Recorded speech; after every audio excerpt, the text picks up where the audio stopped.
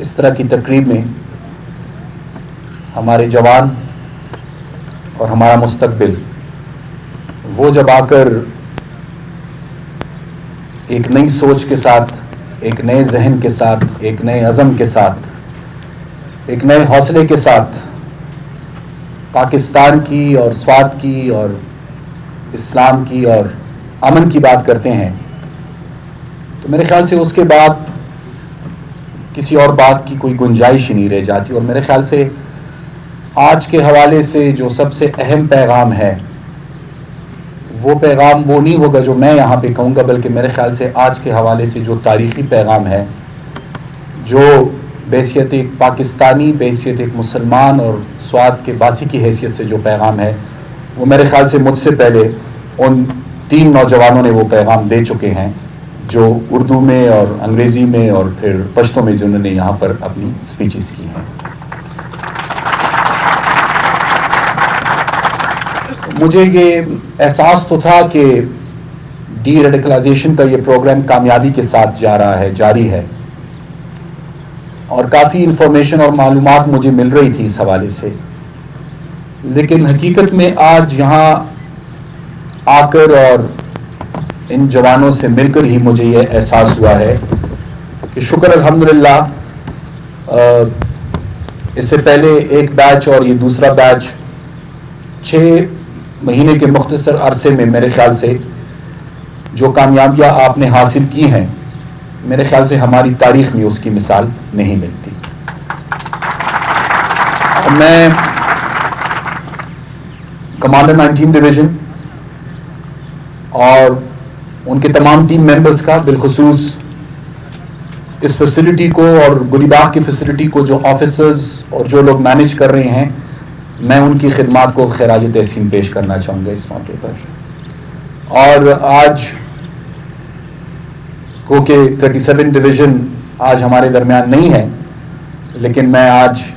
اپنی 37 ڈویژن کو بھی ضرور یاد کروں گا اور ان کی خدمات کو بھی خراج تحسین پیش کرنا چاہوں گا. جس طرح آپ کے علم میں ہے کہ اس پروگرام میں آپ کے لیے 4 مختلف فیزز ہیں،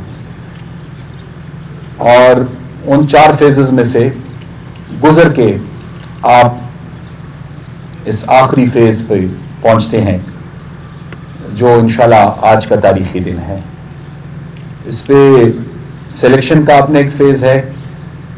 پھر ڈی ریڈیکلائزیشن اس میں تھیریپی ہے، پھر پری ری انٹیگریشن اسسمنٹ آپ کی ہے، اور اس کے بعد پوسٹ ری انٹیگریشن مانیٹرنگ ہے، جو میرے خیال سے سب سے زیادہ ضروری اور اہم ہے اس حوالے سے. اور مجھے یہ جان کر بھی بڑی خوشی ہوئی کہ یہ سب کچھ ایک کلیکٹیو ٹیم ورک کے نتیجے میں ممکن ہو رہا ہے. میرے پرنٹ اور الیکٹرانک میڈیا کے دوست اور ساتھی یہاں پر بیٹھے ہیں، اور علاقے کے مشران بھی یہاں پر موجود ہیں، اور الیکٹڈ ریپرزینٹیٹیوز بھی یہاں پہ موجود ہیں. میرے خیال سے اسی ٹیم ورک کی اور اسپرٹ کی ہمیں ضرورت ہے، کیونکہ ایک طرف اس میں سائیکولوجسٹ جو ہے وہ انوالوڈ ہیں، دوسری طرف مقامی مشران یعنی لوکل ایلڈرز، تیسری طرف مور امپورٹنٹلی فیملی ممبرز جو ان کے ہیں، اور اس کے ساتھ ساتھ کمانڈنگ آفیسر یعنی ہمارے آرمی کے جو آفیسرز ہیں وہ انوالوڈ ہیں. اور میرے خیال سے مجھے کافی موقع ملا ہے کہ میں ایسے سیریمنیز میں جاؤں جہاں پہ سرٹیفکیٹس لوگوں کو جاتے ہیں، لیکن میرے خیال سے یہ سیریمنی ٹوٹلی ڈفرینٹ ہے، کیونکہ ایک طرف تو شکر الحمدللہ آپ کی اپنی جو ٹریننگ ہے اور جو پروگرام ہے وہ مکمل ہو رہا ہے، دوسری طرف جو ہے تو آپ کو فنی تربیت دی گئی ہے مختلف سیکٹرز اور مختلف ایریاز میں، اور انشاءاللہ اس کے نتیجے میں اب آپ اپنے لیے رزق حلال انشاءاللہ کمائیں گے. لیکن اس سے زیادہ اہم جو بات ہے وہ یہ ہے کہ آج کی اس ترکیب میں جو ایک واضح پیغام جا رہا ہے وہ میرے خیال سے ان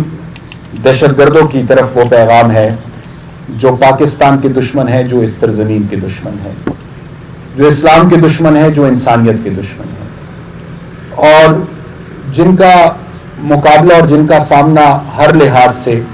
ہم سب نے مل کے کیا ہے اور انشاءاللہ مل کے کریں گے. اور ان کے لیے آج ایک ہی واضح پیغام ہے کہ تم جتنی بھی کوشش کر لو، لیکن ہماری نوجوان نسل کو گمراہ نہیں کر پاؤ گے. شکر الحمدللہ ہماری نوجوان نسل آج سوات میں راہ راست پر آ چکے. اسلام امن اور بھائی چارے کا مذہب ہے اور اسلام امن بھائی چارے پیار اور محبت کا ہی پیغام دیتا ہے. اور میرے خیال سے آپ کی اس مشعل کو ہمیں آگے لے کر چلنا ہوگا.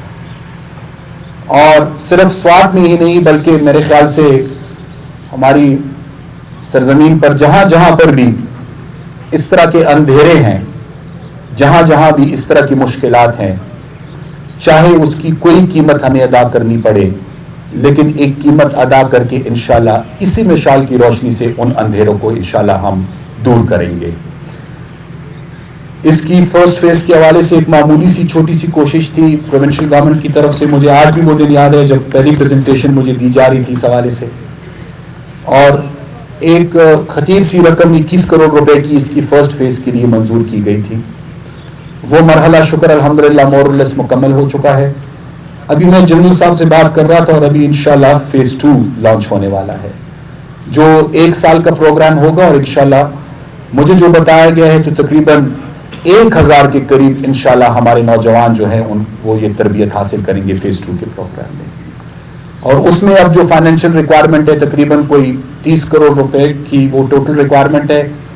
وہ میں نے جنرل صاحب کو کہا ہے کہ جب بھی انشاءاللہ یہ کہیں گے وہ اماؤنٹ ریلیز کی جائے گی. لیکن حقیقت میں آج یہاں پر آ کر جو میں نے دیکھا ہے اور جو سب کچھ اچھا یہاں پہ ہو رہا ہے, اس کے لیے تو 23 کروڑ کیا, اس کے لیے اگر 23 ارب روپے کی بھی ضرورت پڑے گی تو میرے خیال سے وہ بھی ہمیں دینے پڑیں گے.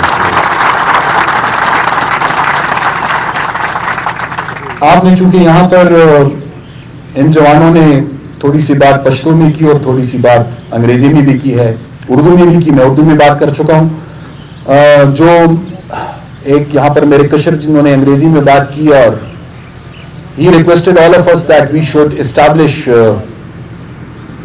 more such like facilities. I can reassure him that wherever and whenever such facilities are required, most happily this provincial government would definitely like to facilitate the processes any part of the province of Khyber Pakhtunkhwa. Swat zama pa khayal che ډېر لویه قرباني ورکړه د پاکستان دپاره او د پاکستان د استحکام دپاره. ما ته هغه ورځ یادې شي چې 25 لکه خلک د خپلو کورونو نه بېکوره شو, او نن شکر الحمدلله موږ ته خدای دا دروازه مښوله چې نن موږ د خوشحالو او د خنداګانو ډک یو نوی سوات ګورو, یو پرامنه سوات ګورو. شکر الحمدلله. په دې کې ډېر ښه ملګري موږ نه جدا شو. د سلونو په تعداد کې زموږ سیاسي کارکنان شهیدان شو. د سوات ډېر مشران, قومي مشران, ځوانان دې پورې چې میندې او خویندې په دې کې شهیدان شوي. او د ټولو نه سیوا چې نن په سوات کې امن بحال دی, نو دې کې د سوات د اولس او د پاکستان فوج وینا شریکه او شامله ده. او الله تعالی دې موږ ټولو له همت راکړي چې دا خپل کور نور هم آباد او ودان کو اور سوات لخیر نورم در ترکے پلار گامزن پاتیش. کانجو ایوب برج جو ہے اس پہ ٹینڈرنگ ہو چکی ہے, کانٹریکٹ اوارڈ ہو چکا ہے, اور اس کا بیسک جو کام ہے ابتدائی وہ شروع ہو چکا ہے. لیکن چونکہ وہ انجینئرنگ پوائنٹ آف ویو سے ایسے کام ہے کہ وہ آپ کو نظر نہیں آتا ویزیبلی. ادروائز 2 سال کے اندر اندر ہر قیمت پر انشاءاللہ اس برج نے مکمل ہونا ہے.